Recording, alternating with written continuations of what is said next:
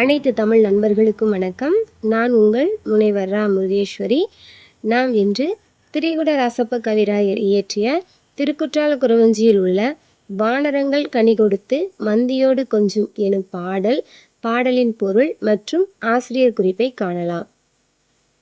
ஆசிரியர் குறிப்பு: திருக்குற்றால குறவஞ்சி எனும் ஒப்பற்ற குறவஞ்சி நாடகத்தை இயற்றியவர் திரிகுட ராசப்ப கவிராயர் ஆவார். இவர் தென்காசியை அடுத்துள்ள மேலகரம் எனும் நகரில் பிறந்தவர். இவர் சைவ வேளாளர் மரபினர். இளம் வயதிலேயே செய்யுள் இயற்றும் திறன் கைவரப்பெற்ற கவிராயர் மடக்கு, திரிபு, சிலேடை முதலிய சொல்லணிகளும் உவமை முதலிய பொருளணிகளும் சிறக்க பாடுவதில் வல்லவர். அதோடு விரைந்து பாடும் பேராற்றலும் மிக்கவர். பாடல்: குறத்தி மலைவளம் கூறுதல். வானரங்கள் கனி கொடுத்து மந்தியோடு கொஞ்சும் மந்தி சிந்து கனிகளுக்கு வான்கவிகள் கெஞ்சும். காணவர்கள் விழியறிந்து வானவரை அழைப்பார்.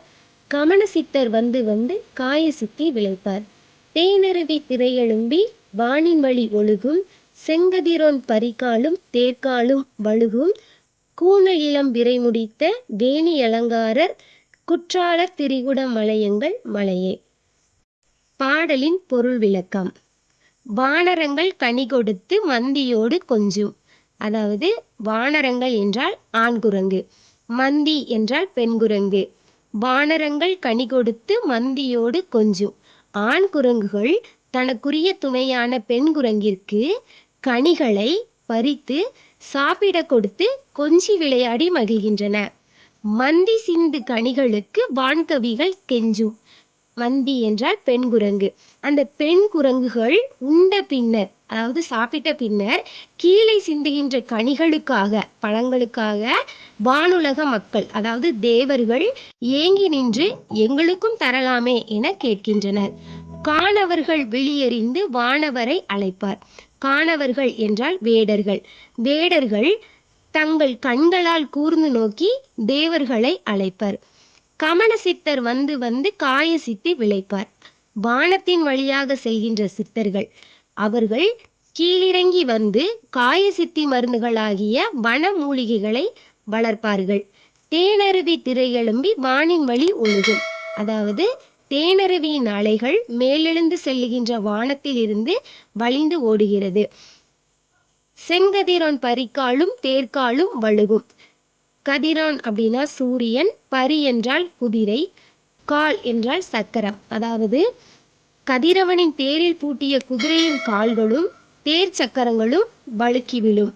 கூணல் இளம் பிறை முடிந்த வேணி அலங்காரர், அதாவது வளைந்த இளம்பிறையை சூடியிருக்கின்ற நீண்ட சடைமுடியை உடைய அழகு மிகுந்த சிவபெருமான் குற்றால திரிகுட மலையங்கள் மலையே.